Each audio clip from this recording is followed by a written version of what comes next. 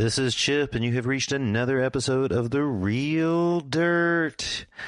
I'm coming to you from a brand new mobile studio in Oklahoma City, Oklahoma. That's right, we are in the fabulous Staybridge Suites today doing our first Oklahoma Real Dirt episode.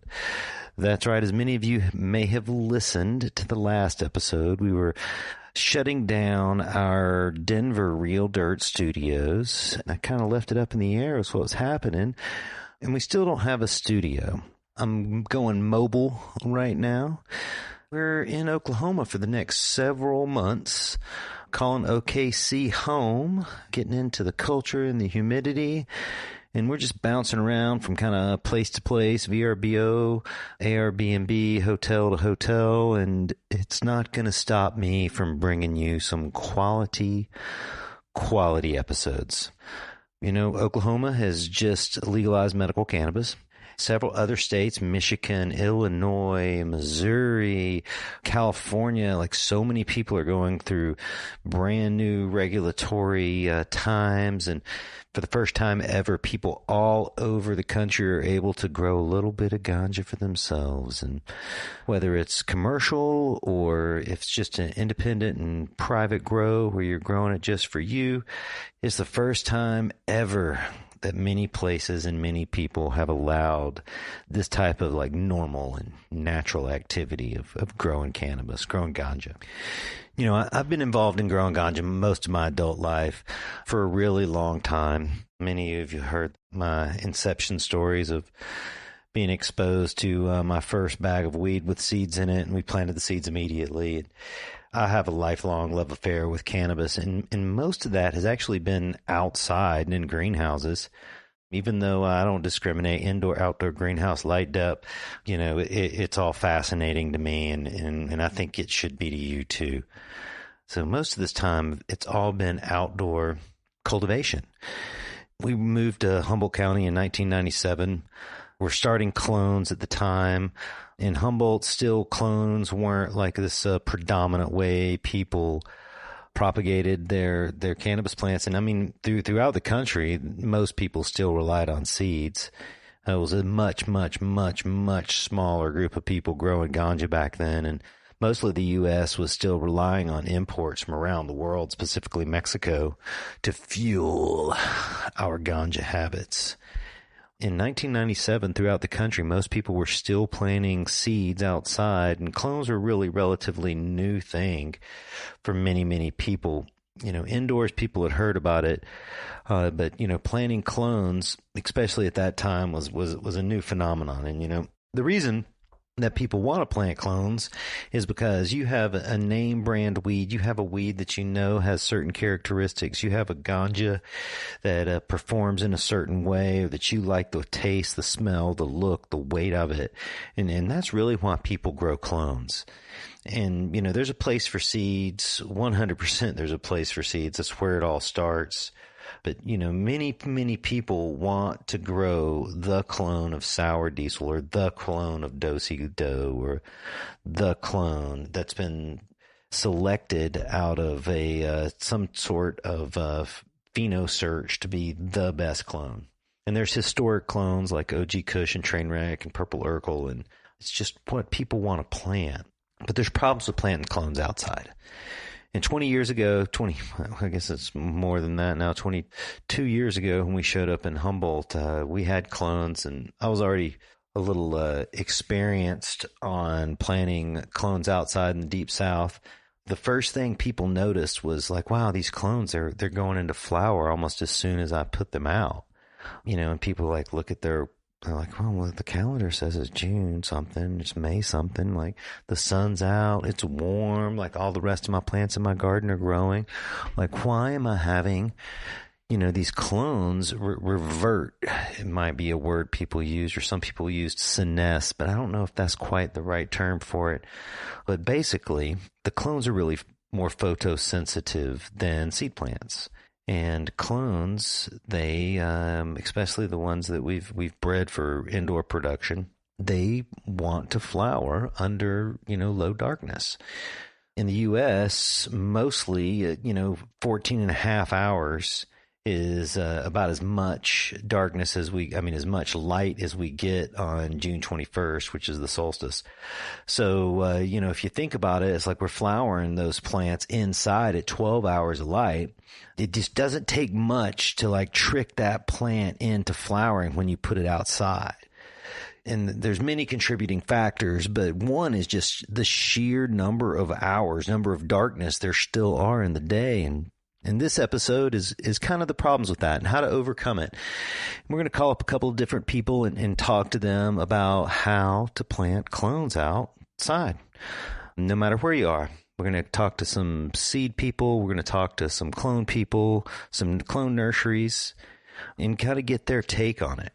This whole episode is really spawned by a couple of Facebook groups I'm involved with, a couple of Oklahoma groups and a couple of outdoor cannabis groups.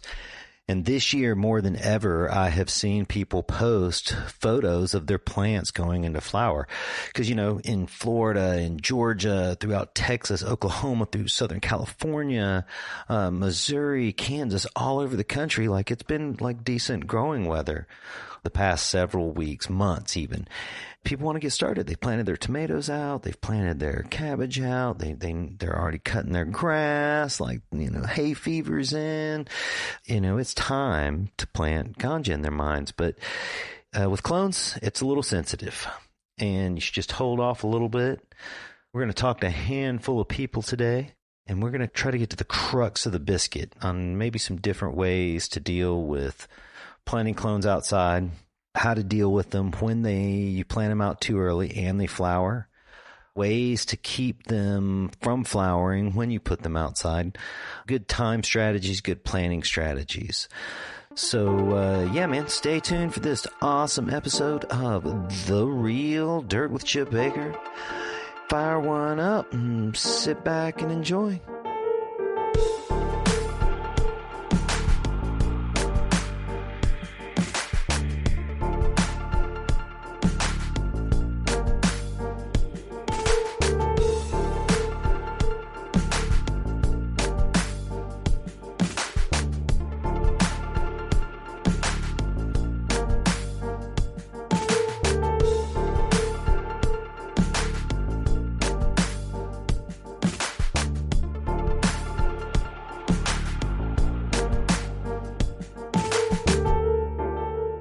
This is Chip with The Real Dirt. All right, thanks for joining me today. We got a special day today.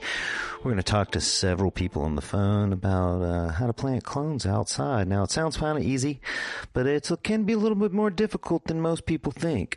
Up first, we have Chris Bain. He's our manager of Cultivate Oklahoma, Cultivate OKC. That's our new grow hydroponic shop that we are opening, in the process of opening in Oklahoma City. Cultivate Colorado, we've been around for over 10 years helping people grow throughout the country, and there was such an exciting opportunity in Oklahoma, we decided to set up a shop there.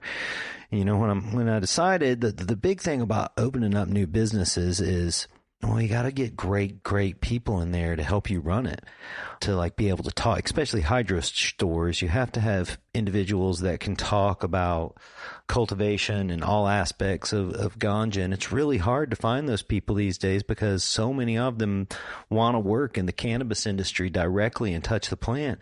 But I was fortunate enough that a good friend of mine, Chris Bain, was kind of available.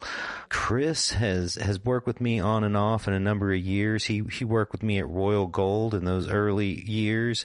He helped me develop some of my recipes, and he was he really did everything around the plant, from bagging product to taking temperatures for compost piles. And he's a great research and developer. But Chris he has a long experience with outdoor cultivation. He's been involved in outdoor cultivation for 20 years. Living off the grid for a number of those years. And, living off the grid, it really makes you resourceful on how you do things and how you come across things. But also living in the heart of the cannabis community in Mendocino County really has propelled him And Oklahoma, Cultivate OKC could not be more lucky to have somebody like Chris to be able to help our locals there in Oklahoma, especially with irrigation, drip, outdoor, indoor cultivation, like technology. Chris is really going to be a great asset. And here we got him on the line. Hey. No, Mr. Bain, how you doing, bud? Hey, doing good. Oh, coming to me live from Willits, California. So I gave you a brief intro, but just to do it again, me and Chris, longtime friends, worked together on and off for years, and he is moving to Oklahoma as we speak to run our Cultivate OKC. Yes. Yeah, it sounds like you got your kid in the background there. Oh, yeah. Toting him on the farm, teaching him drip irrigation. Yes, indeed.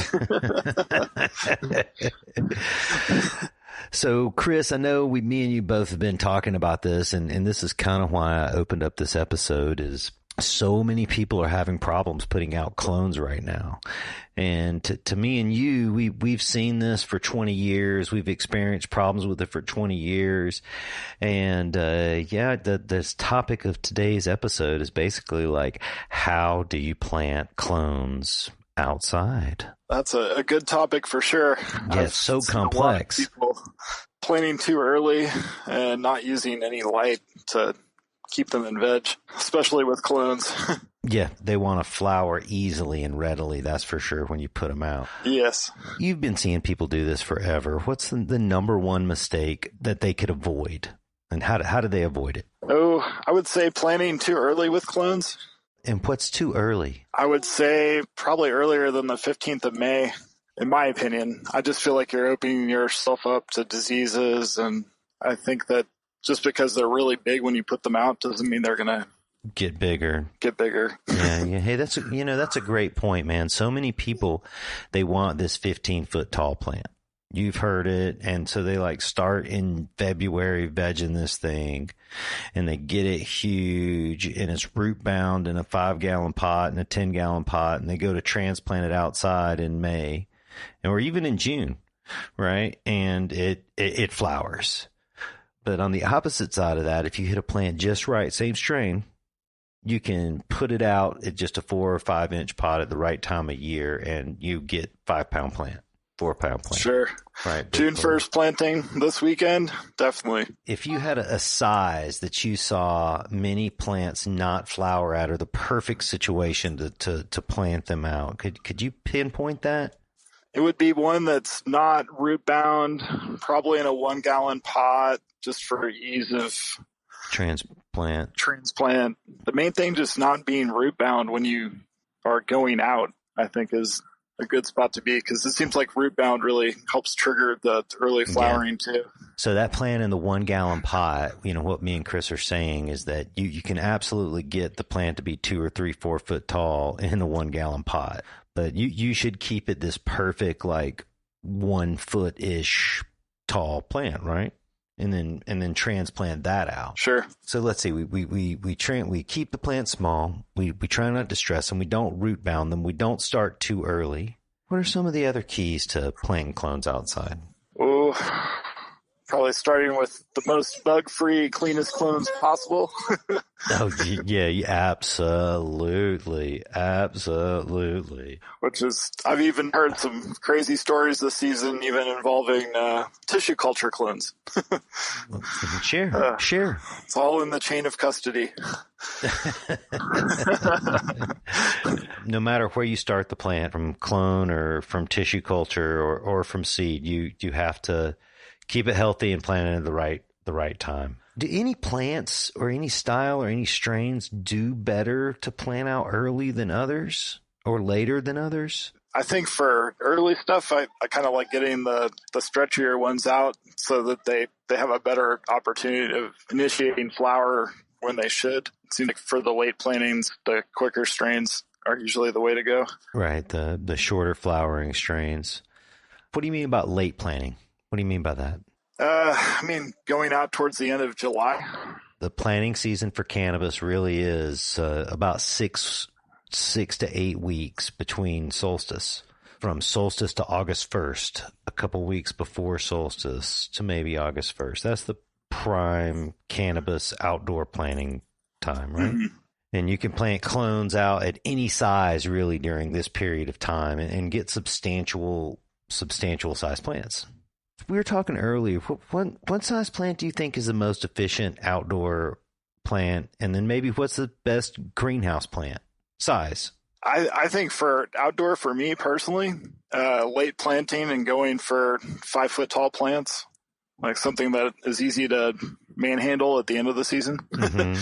Easy to stake up. And easy to stake up, easy to harvest, easy to hang. You don't have to break it up into a bunch of pieces to dry it. Mm-hmm. It seems like it gives you a slower dry time, which is nice in this climate, especially when it's not raining a bunch. to slow down the dry. That's been kind of my favorite the last couple of years. It seems like the late planting too has higher quality buds usually. Looks more like indoor. Yeah, you get a thinner stem on the stalk of the plant. You just have to plant out more. That's the thing. It's just you have to think about the square footage and how many more plants you're going to plant out. What about greenhouse? You said outdoor. What about greenhouse? Greenhouse, I like them a little bit smaller, maybe about 4 feet tall. Mm-hmm. The size greenhouses I use, it seems like it's a good size to still maintain airflow without it turning into an absolute jam-packed canopy. Can still move air through it. Sure, because there's this whole allure to these huge plants, but as soon as you get them in a greenhouse, you just clog up all your airways. Yeah. You're coming to Oklahoma right now. You've been down there the past several months. We've been working, opening up the store, but you're just packing your gear up right now. You've been talking to some, you're from Oklahoma even. You were born and raised in Oklahoma, and you're making full service back there. Have you spoken to any outdoor growers or greenhouses growers down there and what they're trying to do and hear what they're trying to do? Only a few. I definitely see that there's going to be a big learning curve for a lot of people. People in red dirt kind of digging out pots in the ground and adding soil. Yeah, it's the wind and the rain that's going to be the significant problem, I believe. I think so. Yeah. Right. Because many of the legal ganja places are West Coast states. Colorado's a dry state, but all of those states are dry, and it might not rain for months and months. In Colorado, it can rain in the summertime a little bit, and the wind can pick up, especially early. That rain comes down and just breaks all the branches off those big plants if you don't have them staked up right, and wrong time of the year, it comes down, soaks your buds, molds it all out. Yeah, I think that the wind, when the plants start getting heavy, the wind is going to be a big factor along with the rain. I hope people are prepared with a lot of caging and Hortonova trellis, and it's going to take some effort to keep them up. Yeah, and that is why I like smaller plants for many reasons. One, you get to plant more. And, I like to see more plants grown, different type of plants. And I just like smaller plants, but they hold up better, really. They do. The buds don't get as big. Ease of maintenance. I think some of the gardens I've seen getting planted so far on Instagram seem to be mimicking the old plant count, like big plant style of NorCal. And I think they're missing the boat. They should be going for smaller plants, maybe even later planting. I know, man. There's this whole allure to like this big plant. It's the American dream, dude. Big car, big house, big plant. Sure. Driving that Lincoln up the hill, that's hard, man. You get a jacked up Prius, and it's far better. Yes. Oh, I think I'd rather be in a hoop right now. Oh, not quite in the ground yet. Oh yeah, this time of year for sure. I mean, I prefer just a week before solstice if you're going to have plants that are, in 1 gallon or 3 gallon pots. I also prefer tall, stretchy plants as opposed to short, squat plants. If I did have to say you have to plant out early in the year, then man, if you just put out an acclimated clone, 1st of June, that's only like 6-8 inches tall, those usually actually do pretty well. Yeah, if it's a stretchy plant going out at that height right now, that would be a big plant by the end of the year. definitely been surprised. Yeah, man. Well, if you got any advice out there for outdoor growers in Maryland or Oklahoma or Washington or Colorado with regard to clones, what would it be, Chris? I would say it's not too late. If you have any inclination of getting in the ground this year, get started now. Get your clones going.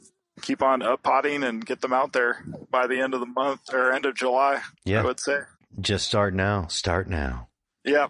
It's not too late. It's not too late at all, man. It's not too late at all. Well, thanks, Chris, man. We expect to see you over here in a few days. Yes.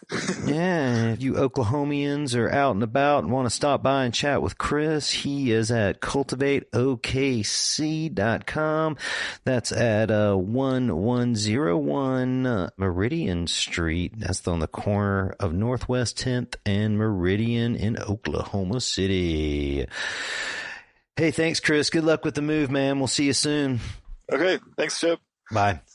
Oh yeah, Chris is a great guy, man. I'm stoked to have him on my team.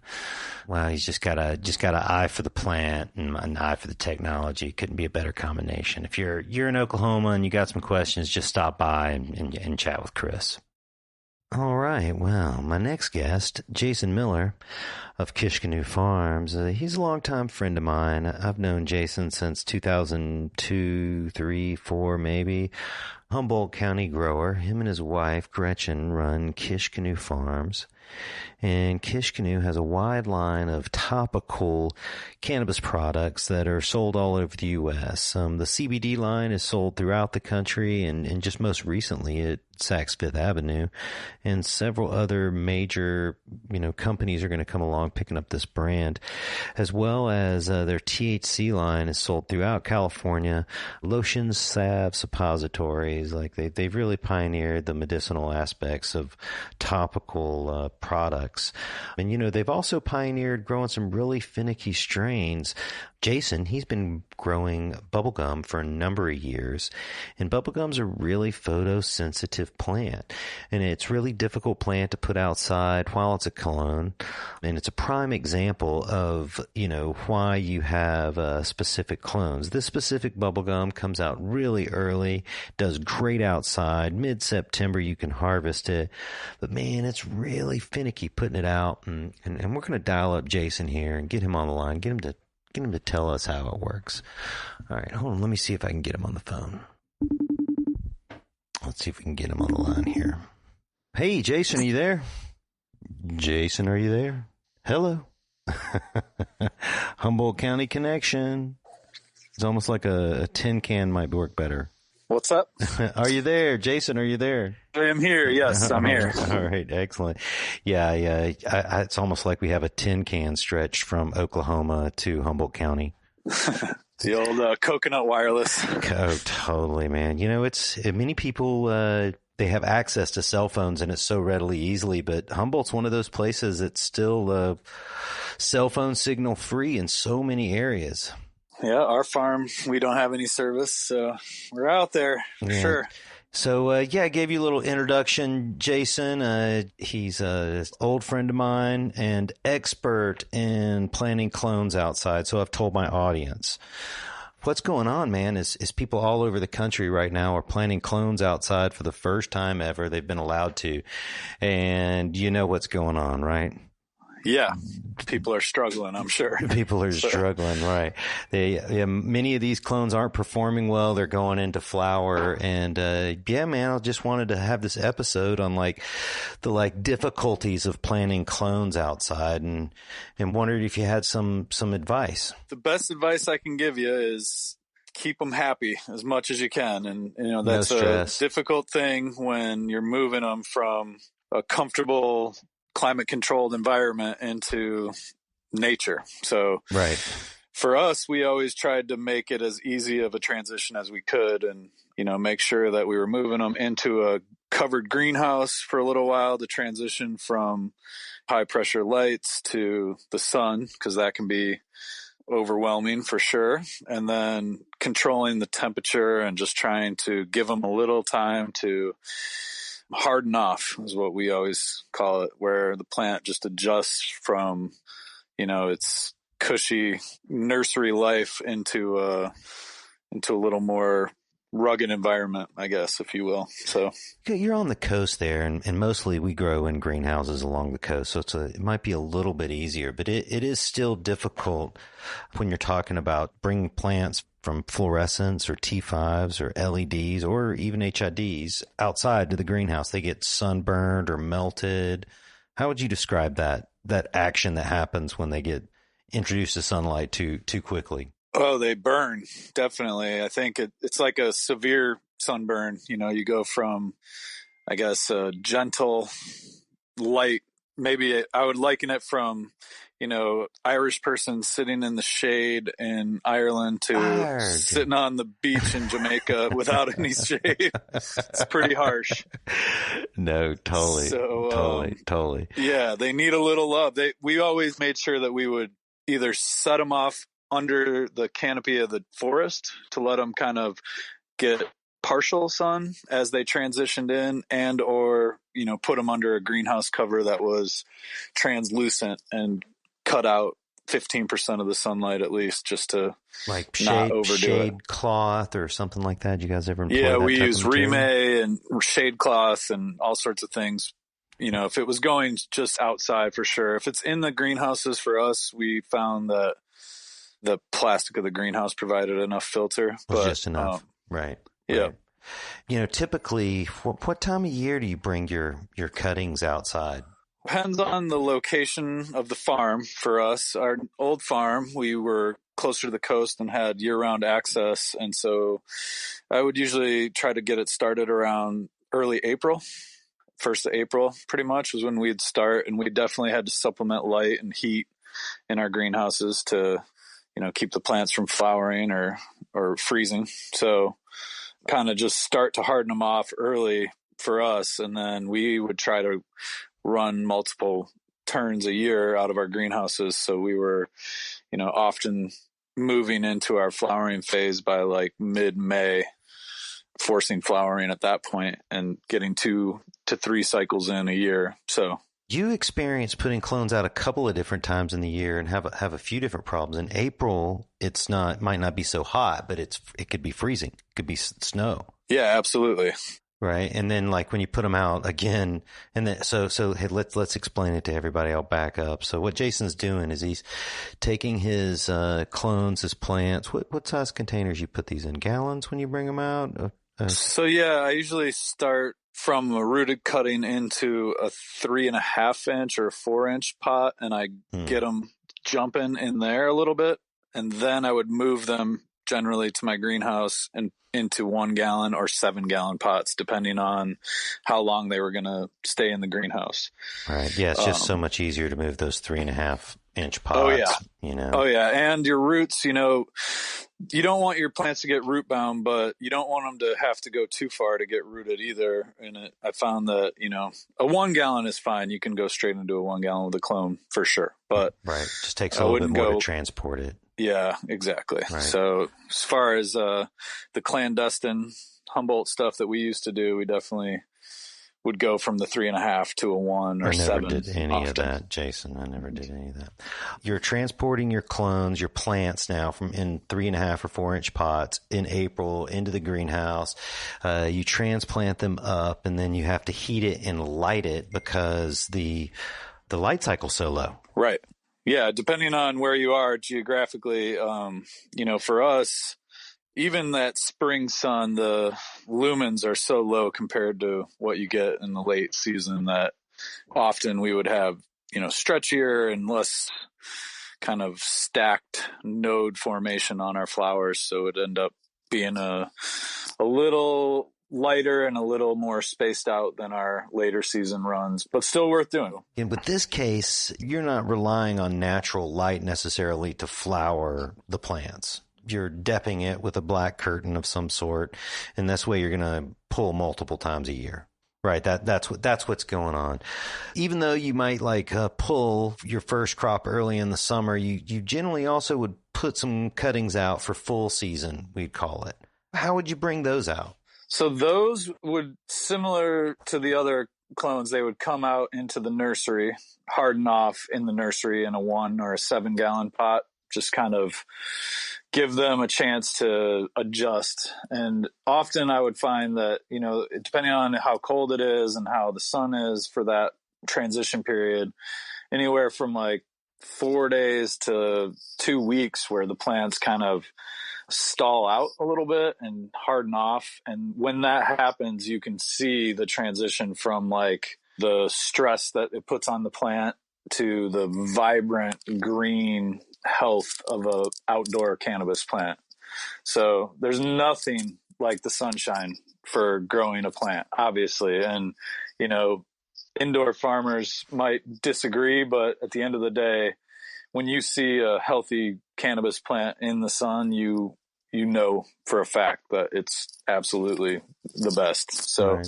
Yeah, it changes completely growth patterns, man. Like thin leaves indoors, you put them outdoors, and when they start to actually grow like an outdoor plant, they'll have like fat leaves, right? Or tall plants will become short, or short plants will become taller. Like, the sun is amazing, that's for sure, and it definitely transforms, plants.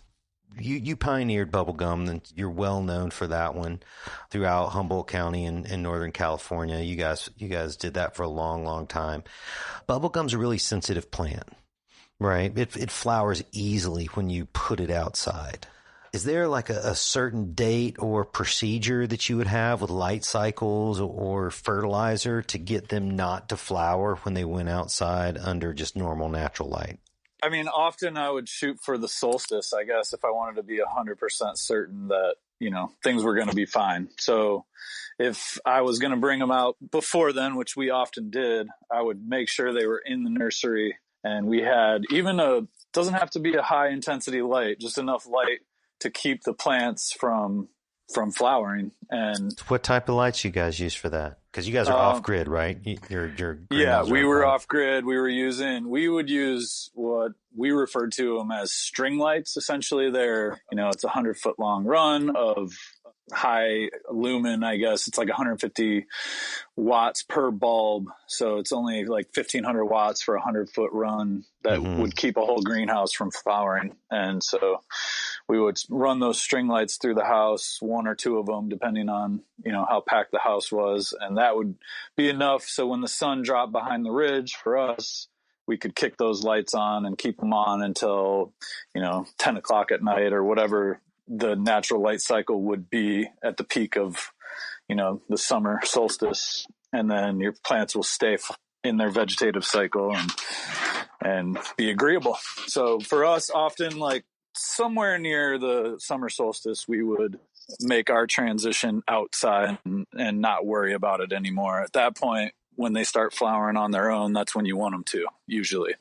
So, they would often get out around mid-June and go until August before they start flowering. Generally, for the bubblegum and certain strains, they would go a little earlier, which for us was great because we were close to the coast and the fog line, which demanded that we get done earlier. Later on in the summertime, when you're having your second light depth crop, are you also using those string lights to increase your vegetative period of your second crop? The natural light is enough to do it. Once your plants are not going into flower on their own outside, they were also not going to do it, in the nursery for us. And unless we were trying to do a late run, which, depending on where you are, the options vary. Sure, and for us, right. we experimented with lots of different options, but for us, we found the late run didn't really pan out. So sure. Yeah. If you get that right spot, dude, late run's awesome. Right. Grass Valley, somewhere more inland that has the longer season, I think, then you might want to continue to run your string lights or your supplemental lighting in order to keep your plants from flowering until you're ready for them to go. So, because definitely having, had plants that went into flowering and trying to bring them back out, that's it just difficult. Gets really, really wonky. It can, it has never worked out from what I've seen. So I would say you're better off not trying to go back once they go, unless you just need to save the genetics, and then it's a whole different ballgame. Yeah, it's absolutely a struggle. I've told people more than once when they put their plants out, say like 2 weeks ago, and they stall, they start to flower, they wonder what to do. And my solution is always just, either cut them down and start over, or cut them all the way down to just a nub and hit them hard with some nitrogen and cross your fingers. Yep. Because you can't, there's just no one way to do it for sure. No, and I've tried it. We've, when we were first getting going and stuff, we had, people give us extra things they had or whatever, and they were already, into that flowering cycle, and trying to bring them back out and go back in. It just turned into this just larfy mess of mold by the end of it all, really. So yeah, I think you're better off following the plant as far as that goes. If it's time for the plant to flower, don't argue. Interesting story. I'm here in Oklahoma, right? We're opening up a bunch of stuff down here right now. And I was talking to a guy about seeds. We were chatting on the internet, on Facebook, just about like the local genetics. And I'm interested. So I'm like, hey, what are some of the local genetics? What's the best thing to grow around here? And this one guy chimes in. He's like, the best thing I ever found was I got some bubble gum from Humboldt 2004 to 2006. There was a couple seeds in it. And man, we grew that for years. That was the best Oklahoma strain. That sounds about right. Yeah, no, it's cannabis plants moves all over the world, man. Cannabis and coconuts, they've definitely circumnavigated the world. Oh yeah, it's one of those things with this plant where I think for some of us it's been a lifestyle as much as anything, and certainly the counterculture that surrounds it has been. I feel like I serve the plant as much as it serves me at this point in life. So, amen. It's an interesting dynamic for sure. What's going on with you guys? I briefly let my audience know how dynamic Kiskanu was. Just tell me what's new with you. Well, we're trying to make this transition from the Humboldt world into legal cannabis, and we're here in Humboldt. We had to sell one of our farms to make it work, and we're purchased a building in Eureka where we're doing manufacturing, non-volatile manufacturing, and mainly infused topical products and packaged flower. So we're doing a bunch of pre-rolls and packaging sun-grown flower there, as well as, trying to network with local farmers up here and help them find a path to market, and just kind of try to help our community up here to make this transition and keep a leg up in this corporate cannabis world that's coming at us faster than anybody could have anticipated. So a lot of it's just kind of trying to help Humboldt make this transition into legal cannabis and still stay relevant. And we're also hoping to open a dispensary at our building here and do like an on-site consumption lounge, and that'll put us with full vertical integration. We have our farm we still cultivate on, and then the manufacturing, distribution, and retail at the building. And we're working with a large distributor who's getting us around the state, and we're just trying to produce high quality, sun-grown cannabis with a conscience. Yeah. And then we have our CBD line going as well. And we just went into Saks Fifth Avenue into a CBD pop-up there a couple months ago, and that's exciting. And yeah, just lots of new things bubbling for us with that. So just trying to make products with ingredients that you can read and understand everything that's in it, and feel good about putting it on your body and in your body and everywhere in between. So yeah.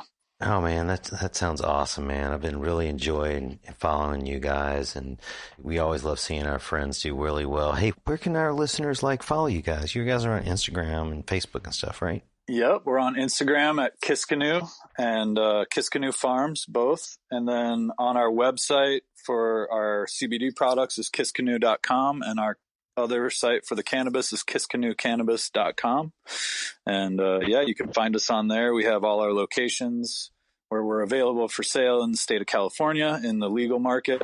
On the other site, we're trying to keep it updated with where we're available outside of California for the CBD. So yeah, check us out and look forward to getting our products out there. I definitely will. And I look forward to seeing you guys. We got those direct flights from Denver to Arcata now. So hopefully I'm going to be back more and more.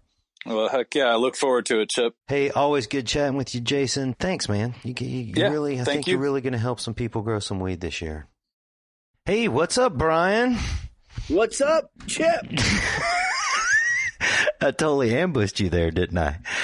Yeah. Hey, I want everybody to introduce to Brian from Yumboldt Farms. Brian's one of my oldest grow bros, and he has extensive experience planting clones outside. Brian, so many people are having problems planting clones outside because it's their first time growing outdoors, and I know you are an expert at clones and planting them outside. Yeah, man. I use shade or shade cloth. All right. So you use shade cloth or you use remay? 20% shade cloth usually, 20 or 30%. Mm-hmm. Tell us what you do there. Well, we grow tons of good ganja. Tons of ganja, man. Yeah. Got a late start this year, so we're planting a lot of plants really close together. Mm-hmm. What's your planting strategy? Well, we've got beds, we've got pots, we've got a little bit of everything. But right now we're running about 1.5 feet apart, flipping here in the next couple days. So you're also light depping. You're also in greenhouses. Yeah, we're in greenhouses, light depping, and we're getting our full season all outside now. Tell me how you get these clones outside and you keep them from flowering. Well, we use lights. There you go. You know what I mean? For full season and light dep. Yeah. Yeah. We're still running lights on everything. We're just now transitioning some of the sativas aren't as light sensitive, so we got them outside without lights. Any of the indicas, which most of our full season are a little shorter season, so most of them are lean a little more towards indica. Let's talk strains. You know I don't like that indica sativa bullshit. Well, what's the shorter season stuff is more light sensitive. Sure. So, what strains are those? We're growing a lot of the commercial stuff, wedding cake, SFV, straight OG, old school OG. I've got some of my own strains, banana strain I've been working on, super high THC. We've got some of the Mac crosses, Mac 1, everybody's talking about it. I've got a bunch of crosses that I made over this winter. Kind of a variety, but for the most part, a lot of commercial strains like SFV and Wedding Cake and Girl Scout Cookie. And now, do you find any strains are more susceptible to flowering when you put them outside under natural light, or you guys just always add light? How does it work? For sure, some of them are more sensitive. Also, seems like when you let the plants get root bound, they want to flower. They want to pre-flower. Mm-hmm. So that's a little bit, little stresses tend to make them want to pre-flower. Now I think it's safe to move about everything outside. We've been cutting the lights down to just like an hour or two at night. Mm-hmm. So that we don't go from 24 hours to 15, because they like to flower when you do that as well. Totally. So you take your cuttings at 24 hours, then you veg them inside at 24 hours and then bring them out? Or you guys buy cuttings, right? Because you got an off-grid farm. Yeah. We buy all of our cuttings. Various companies, Dark Heart, Mendocino Clone Company, then also taking some of our own. We took some of our own of just our own strains, but since we got such a late start, we just bought, we bought about 6,000 plants. Late start? Are you because you try to get an early dep in? Do you have your first dep going now? We're going to start pulling tarps tomorrow or the next day. Mm-hmm. Right. Okay. We have 5 greenhouses for dep that we'll be doing a second run in. Mm-hmm. Everything else is considered just full season one run. Right. So you dep it it'll dep in June and July, and then in August you put more clones back in, but then do you run lights then? Oh, I already have my full season plants. So full season, usually we go a little bit bigger. They're going to be probably about 2 foot spacing, except for our full sun outdoor is in 150 gallon pots. So we already have those going, and they're already in 1 gallons, outgrown 1 gallon, ready to go outside. But yeah, so yeah, we run lights, just rope lights, 6-watt bulbs, 6-watt LED bulbs. Do you turn that on after the night has come, or what's your strategy there? Do you increase the daylight naturally, or do you let it get dark and then you turn them on again? It's so low wattage that we have them on even during the day, just so that we don't forget to plug them in at night.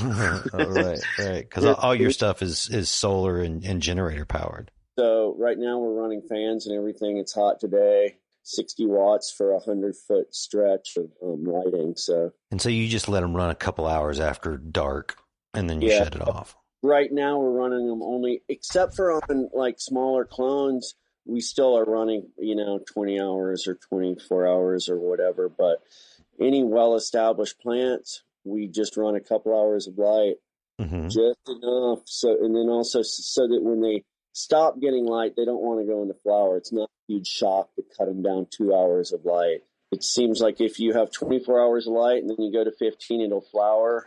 If you have 17 hours of light and you go to 15, it won't. Yeah, right. And some strains are a little more sensitive than others. For sure. I mean, SFV, you always get a little pre-flower. I don't know why. It's just one of those things. Not really enough. They're not really flowering, but you can see hairs, Right. And that's just one of those strains that are kind of sensitive that way. And then, like a blueberry muffin, you got to keep light on it until it goes outside. Eventually, basically, you put it outside, it just starts flowering. Totally. So you put it out at solstice, I guess? I'm not growing any blueberry muffin this year. Oh, right. I was just using that as an example. That's one of the reasons I'm not growing it. It's actually too short of a strain. It finishes around October 1st, so which is nice. But I like all that big. Yeah, they don't get that big. It's a little loose. It's not that good of a strain. I love the flavor, but I like to grow weight. And now with the legal market, you got to have high THC. So all the strains we're growing this year are high THC. I know that I can get it over 20%, in soil, outdoor, whatever, however we grow it. The blueberry muffin, a couple of those strains seem to be a little weak on the THC. A lot of the purple strains and stuff seem to be. That purple no-high? Yeah, pretty to look at, but it seems like the legal industry is very THC oriented, which is unfortunate but true. It is, man. People just. I've said this story again, but I'll tell you. Going to dispensary and I'm looking for some weed. It was OG Wi-Fi or something, and they were out. I knew they happened to have good products, so I went there, and they were out. And the bud tender's like, "Oh, but we have this Jack Care that's also 27%. You'll like it." And it's like, dude, it's totally fucking different. Yeah. No, different flavors, different everything. Different flavor, different high, like all of it. And, THC levels, cannabinoid levels do not tell the whole story. That's for sure. We're smoking some purple punch that's supposedly 29%. I don't know, man. It does not feel like 29%. Yeah. A lot of people are growing that this year, actually. That's great weed. Oh, man, it tastes great. It looks great. It's fun to grow. It's pretty. It's good weed. Yeah. It's beautiful. Frosty, crystally.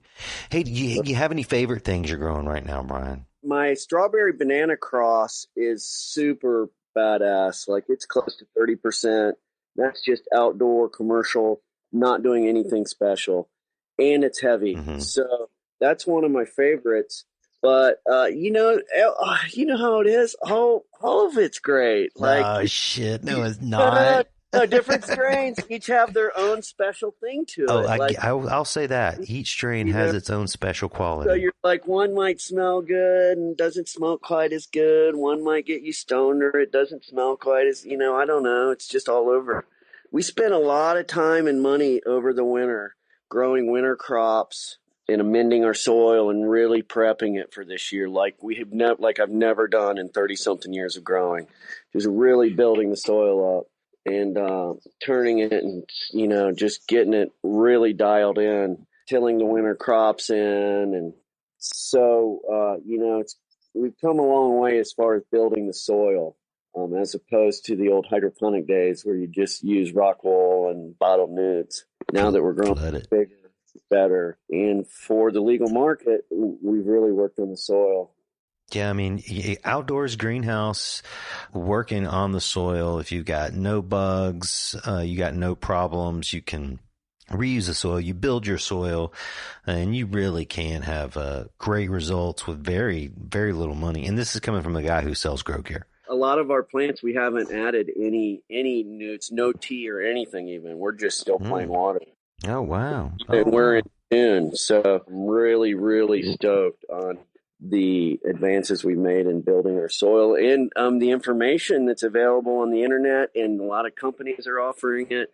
We went to Soilscape Solutions. They did all of our soil testing. Sam's great over there. It's super informative. Whereas before it's more of a guessing game. You're kind of, you're out here way in the middle of nowhere. You use what you think is right. Now there's a lot of information on the internet and through really soil experts like yourself. Now it's a lot easier for a beginner grower or even an advanced grower. Well, man, you would never listen to me. What do you mean, dude? Well, I know. Well, that's because, I've seen you screw up so much. Totally. Oh, but man. that's how we learn. That is how we learned. We both had some screw ups back in the day. That's for sure. Yeah. I anticipate some more coming in the future, but plenty. That's farming. I'll have plenty of screw ups this year, and I'll learn from every one of them though. So that just makes next year that much better. So, man, Brian, I gotta ask, what have you gotten any schnauzers to train to combat the squirrel problem? Well, no, we're caging in all of our outdoor plants, the root balls, the stems, the stalks, everything, which I have done in the past, and it worked great. Last year, we got a little lazy because we hadn't had any big problems, but I realized the reason we didn't have problems is because we worked so hard to prevent the problems. We didn't work hard enough to prevent the problems with the rodents last year, and we lost a lot of plants, and I spent a lot of time with my pellet gun. So this year, we're wrapping all of our outdoor plants in hardware cloth and or chicken wire. The root ball, make it come out of the soil a little bit, wrap the stalk with the wire up to about 8 inches up from the stalk, from the soil, so that moles, gophers, squirrels, whatever gets thirsty can't chew on that stalk or can't dig up the roots. So yeah, man, it's not as easy as people think. That's for sure. Oh, I mean, how would anybody know that unless you just lost a bunch of plants last year? Brian, for those of you who don't know, Brian called me up last year freaking out, and he wasn't the only guy. I got like 3 different phone calls. Like, holy shit, man, what do I do for squirrels, man? They are invading. I'm like, well, get a pellet gun. There are hundreds of squirrels. There's no way a pellet gun's going to solve this problem. Yeah, and we killed a lot of them, and I didn't really feel that good about it. We did it in hopefully a humane way, but we definitely don't want to use any poison or anything like that. So it's unfortunate that we had to take that route. But this year, I don't think we're going to have to kill anything. We're going to just keep the plants healthy and the stalks secure in a cage. There you go. Well, you're going to kill it. You're going to kill it, Brian. You're going to kill it once again. No, everything. Surprisingly, we weren't going to grow. We had the farm for sale. And then, the prices were good. I've got all the licenses. And everyone's like, you're stupid. What are you doing? And here I am growing again. Somehow we're full and looking great. Like we started like 5 weeks ago. And we're already about to dep, and we're looking solid. Awesome, man. Yeah. Man, hey, Brian, thanks for taking my ambush phone call, man. I just called you out of nowhere. I was like, who will talk to me about clones? Brian will. Hey, Brian, how can my listeners follow you, get in touch with you? You're on Instagram? You on Facebook? Well, actually, we're just getting our Instagram going because I was working on trademarks and it's kind of stayed a little bit secret. So now my trademarks have been granted, so we'll be launching our Instagram and Facebook. Even though we do have one, I think we have it secret. Okay, we just made it unsecret, but make it unsecret right now, so my followers can go to it. What is it? It's Yumboldt Farms. That's on Facebook and Gmail, or on Instagram. It's Yumboldt Farms too. So stop what you're doing right now, listeners, my friends. Go to Instagram, pick up your phone, and befriend Yumboldt Farms, spelled with a Y, UMBOLDT, Yumboldt Farms. Yep. Oh, Brian, thanks for chatting with me, man. Tell Amy and everybody else on the hill I said hello. I will for sure, man. Yeah, and fire up one of those good ones for me, man. Fire up one of them sweet ones for me. Oh, we got to get together and fire one up together, don't we? Oh, soon enough, man. They've got direct flights from Denver to Humboldt now, so I'm going to be there much more often. Nice. Well, look us up and let's hang out and puff one. Yeah, we will, man. Thanks again, bro. All right, bro. All right, so you guys have all heard from my good buddy Jeff Gadelia of Little Hill Farms there in Trinity County. Jeff has planted dozens and dozens and dozens of strains out over the years, indoor, outdoor, light dep. Let's give him a call up and see what he has to say. Hello? Hey, man, we're just having a good time today, calling up my friends, talking about putting clones outside and the difficulties of it. I know you're a good person to chat about. There's a few tricks, I guess, things to be aware of. Where do you want to start? Oh, yeah, right. Where shall we start? Well, hey, man, I'll tell you what spawned this conversation is, I'm opening up a bunch of stuff down here in Oklahoma, and I'm on a handful of Facebook groups of cannabis growers throughout the country and the world, and cannabis growers in Oklahoma, and a major problem people are having are clones going out too early and they flower. So my conversation today is like strategies to plant clones out so that they transition into healthy plants, whether it's light dep, greenhouse, or full season. Yeah, I guess it probably depends on latitude, but you're going to want to check your light time, your light hour, your daylight hours, and 15 and a half hours of light.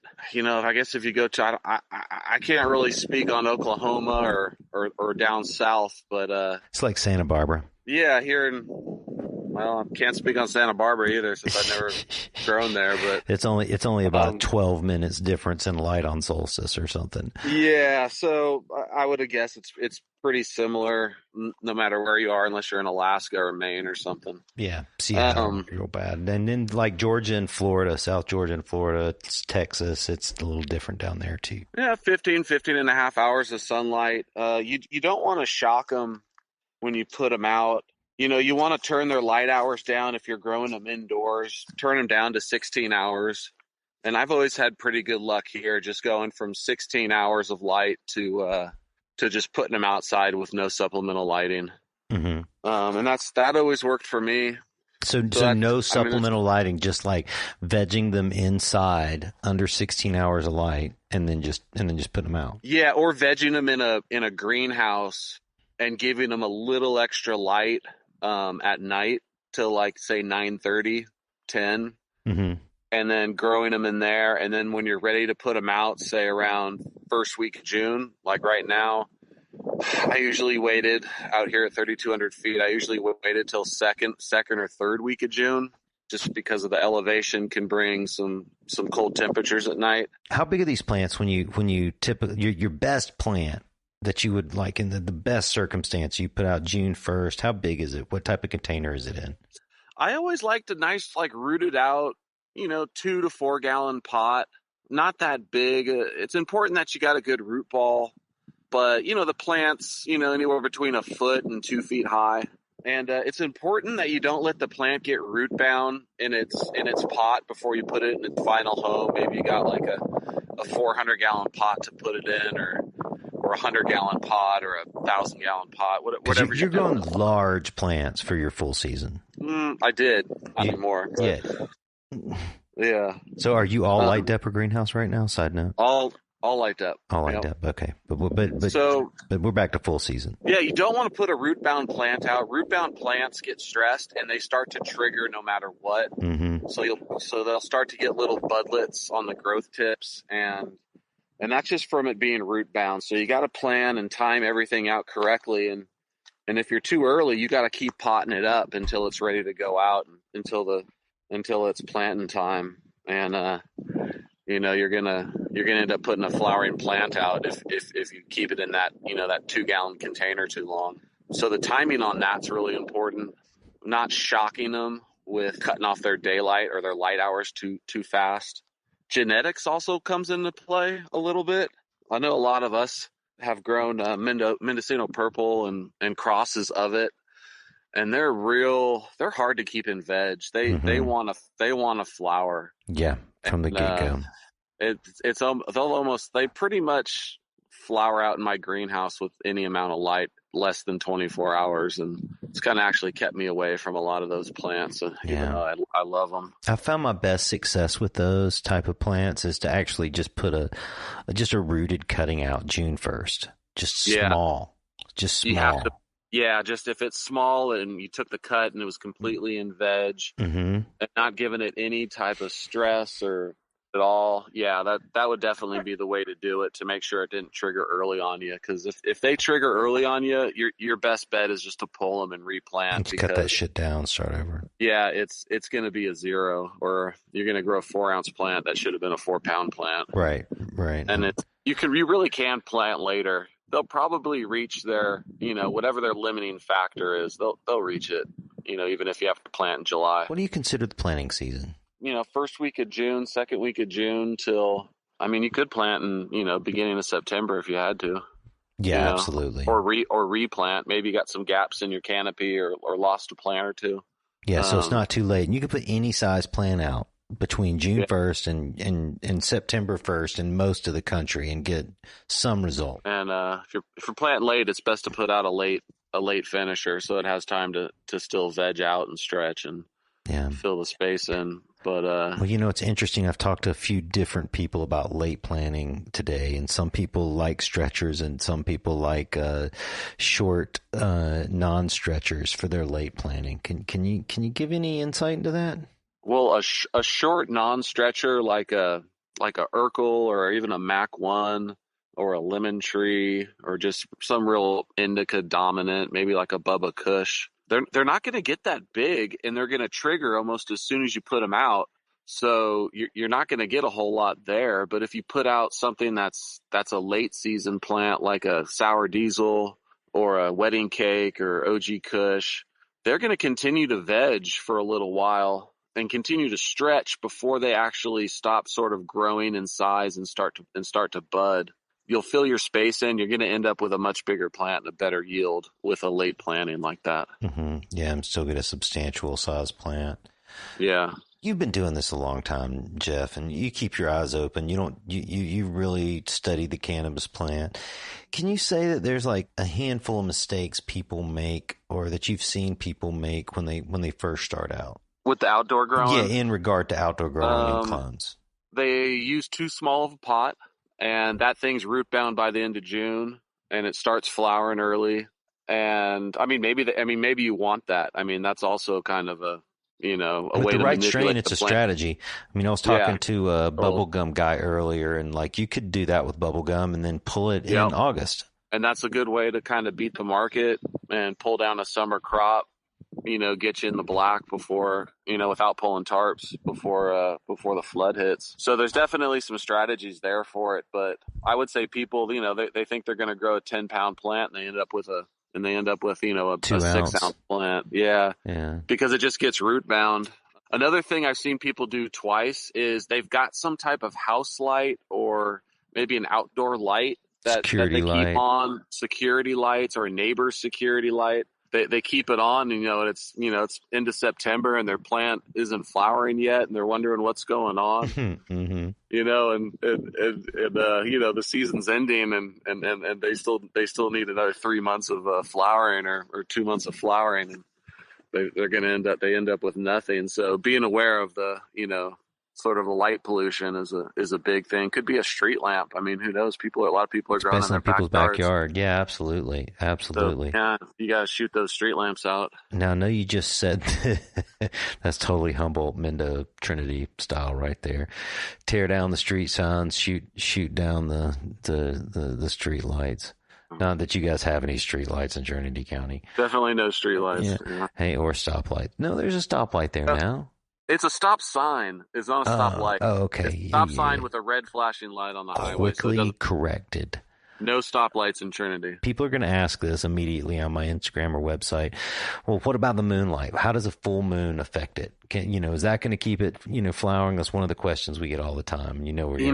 It's not. That's how the plant evolved with the moon. Mm-hmm. So it doesn't really have an effect, in my opinion. I've always liked it when there's a full moon out right when I plant, just to help the plant from triggering like a little extra light. Now, I've never had a problem, so whether it helped or not, like I didn't always have a full moon when I was planting, so right. But I kind of liked it. The plant evolved with the moon out every month, so it's not going to have an effect. I think when you look at the intensity of the sun and compare it to moonlight, the plant's probably just reading dark. It can't pick up the subtlety of the moonlight. It's the same as being dark. Yeah, I think the plant's a little bit smarter than we give it credit for, because you can go out into a fully lit moon, one of those like fall moons when, it's really close to the earth and totally see everything clearly out there in the middle of nowhere. But the plants, they still know to stay asleep and to keep flowering. Yeah, and the moon's not always up all night. And it's the same thing with holes in your light depth tarp. Like if they're just a couple of pinholes, no big deal, because it's going to be dark in a couple hours after you pull tarp anyway. So right, it's a big shining light blasting a streak through the greenhouse. That's a problem, but just pinholes, no big deal. We have a mutual friend that blew my mind how many pinholes he had in his old cover, and no problems. Yeah, stop talking about me.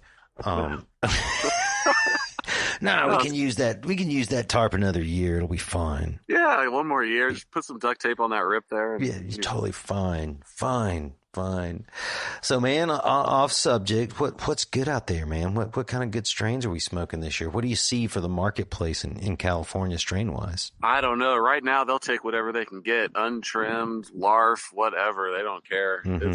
There's no weed, and there's been no weed out here for months. It's an unexpected drought, and prices are up, and there's a lot of different factors attributing to that. But I'm going away from wedding cake that I've been growing the last few years. A great strain, been really good to me, but now all the nurseries have it, so now everybody's growing a couple of greenhouses of it. It's a huge producer, and it's passe now for you.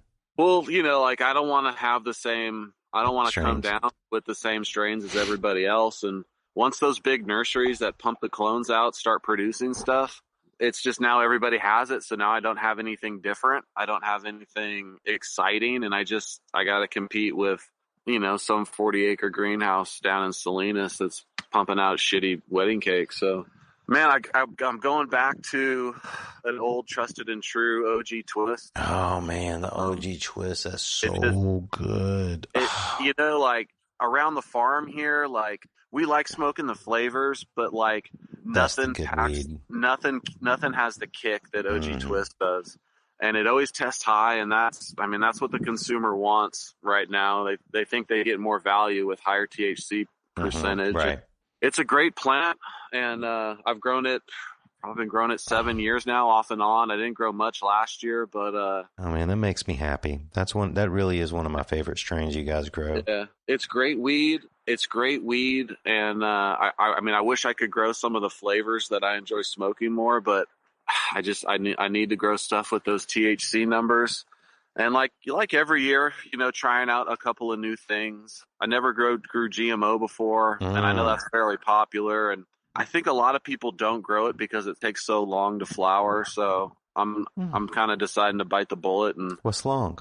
11 weeks. 77 days. When does it come outside? I don't know. Okay. You're gonna find out. Halloween, right. bud. Halloween GMO.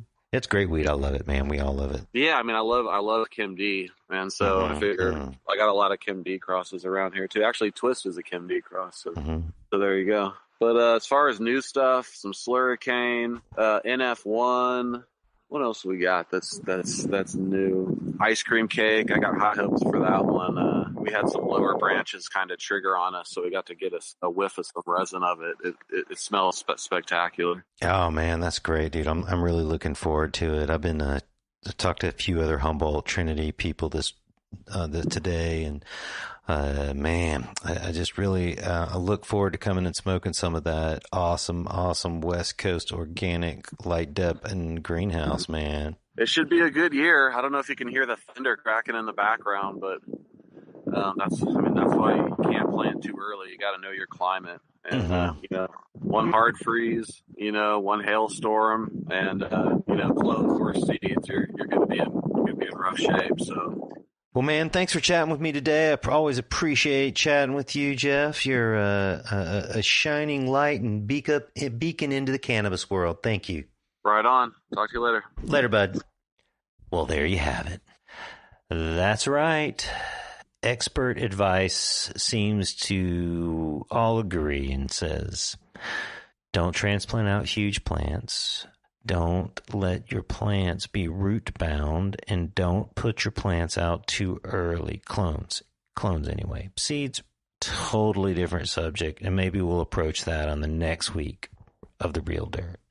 But for now, man, if you've got clones and you're ready to put them out, time is now, man. You're fixing to hit it and hit it hard. And just remember, you've got the planting season of June, July, and in many places August as well. But for most of America, June 1st, August 1st is primo planting season. Now, if you planted some plants out already and they flowered, don't worry. Just cut those suckers down. If you planted those plants out and they flowered, don't worry, just buy some new clones, or if you can't buy any new clones, and just cut them down to just a sprig. And I know it seems crazy, man, that you take a 4-foot plant and you cut it down to just like 6 nodes and 1 or 2 branches, but the root systems of those things are so big that they'll really just take over. And I've actually seen some of the hugest plants that don't have fucked up runny buds by doing this. And as a matter of fact, it's some people's even strategy. I would recommend staying away from that and putting the perfect plant that's sized perfectly, that has no stress out, at the perfect time. And I believe the perfect time to plant clones out throughout the country is about June 15th to June 21st. And you can put clones out then of all strains. And for the most part, they'll veg out. And you'll be able to have a nice normal sized plant. And you won't have these fucked up one leaf runny bud looking things because you got excited and jumped the gun and put your clones out too early. So thanks again for joining me on this episode of the Real Dirt Podcast. I really love talking about weed and growing weed, and I'm so thrilled when I run into people that I don't know and they talk to me about the podcast and how it's helped and changed what they're doing and how they're approaching growing. And if you have any questions, if you have anything you want to say, just join us on our Real Dirt Instagram. You can also check us out at the realdirtpodcast.com, realdirt.com, and on our Facebook group. Please drop us a line if there's something you want to hear, if there's some subject you want us to talk about, and hey, maybe we'll do just that. Anyway, thanks for joining me. I know you got better things to do than listen to me babble, but you're interested in growing ganja and you want it to propel yourself, and you should do that. If you're not planting out cannabis right now, you should plant out some cannabis. You should get some seeds. You should get some clones in your legal state, your legal medical cannabis, and exercise your rights. If you're in Oklahoma and you're one of the over 100,000 people that now have a legal medical cannabis license, man, go put 6 plants in your backyard. Go put 6 plants in your basement. Go put 6 plants in your spare bedroom. Go put 6 plants in your bathroom and grow your own, man. It's a really beautiful thing to watch the cannabis plant grow. And as I've said before, I'm not sure if we cultivate the plant or if cannabis cultivates us. Thanks again. Join me on our next episode of The Real Dirt with Chip Baker.